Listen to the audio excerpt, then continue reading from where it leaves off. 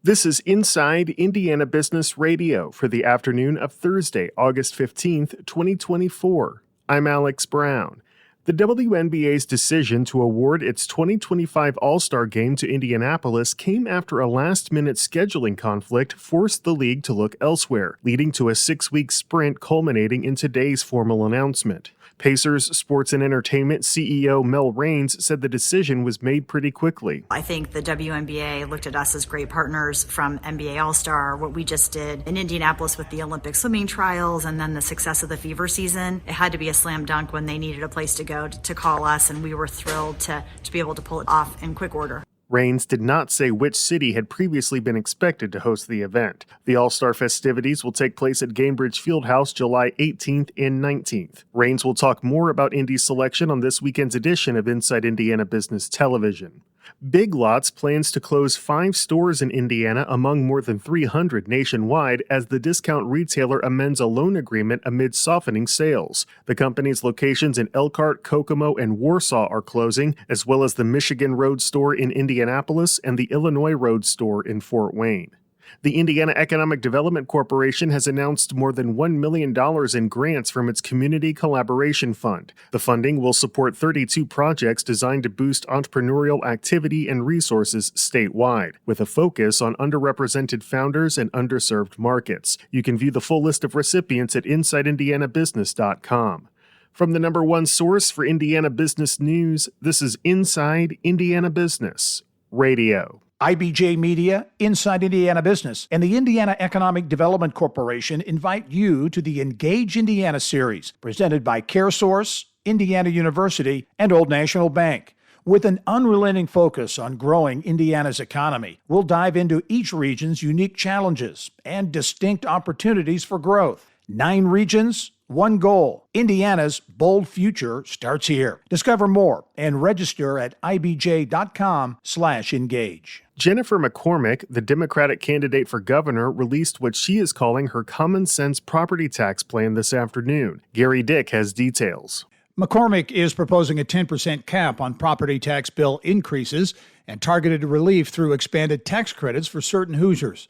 Her plan follows the release of Republican frontrunner Mike Braun's tax plan in an election in which property tax relief continues to emerge as a top priority. Changes in property tax policy would need approval from the legislature. The bulk of her 6-pronged plan is focused on exemptions and deductions. Each item, her campaign says, would result in millions of dollars of relief each year. All homeowners would see the maximum homeowner property tax deduction increase from $2,500 to $3,500. She also proposes growing the exemption for state and local income taxes from $1,000 to $2,500. Her remedy for ballooning property tax bill growth is to cap bill increases to no more than 10% from the prior year. However, that does not include increases approved through local school referendums. Similar to Braun's tax plan, McCormick offers demographic-specific relief.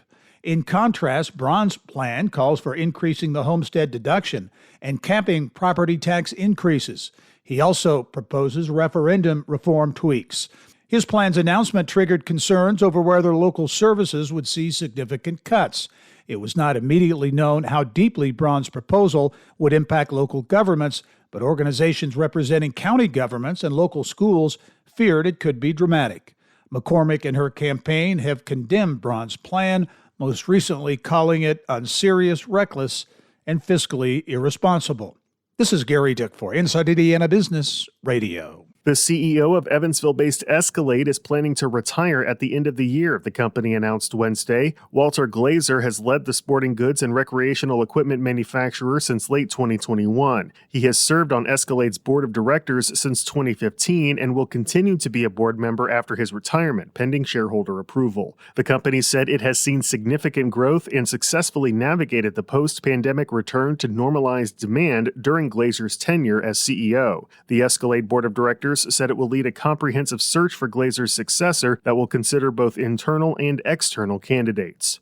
Larry Huff was named superintendent of Elkhart Community Schools in March after serving as chief academic officer of the Metropolitan School District of Pike Township in Indianapolis. In a Q&A for our South Bend Elkhart Region Report newsletter, Huff said one of his key goals is to get teachers prepared for new state requirements regarding the science of reading. There's a lot of work that needs to be done here. Very few teachers are fully prepared to meet those expectations from the state. But you know what? We're up for the challenge because we have adopted LETRS is going to be our platform, LETRS. It stands for Language Essentials for Teachers of Reading and Spelling, which will take them through the pedagogical shifts that have to do with science and reading. So in 2 years, all my teachers K through 8 will be fully trained. It was a huge investment in our school district, over $600,000 to make sure that our teachers receive that training.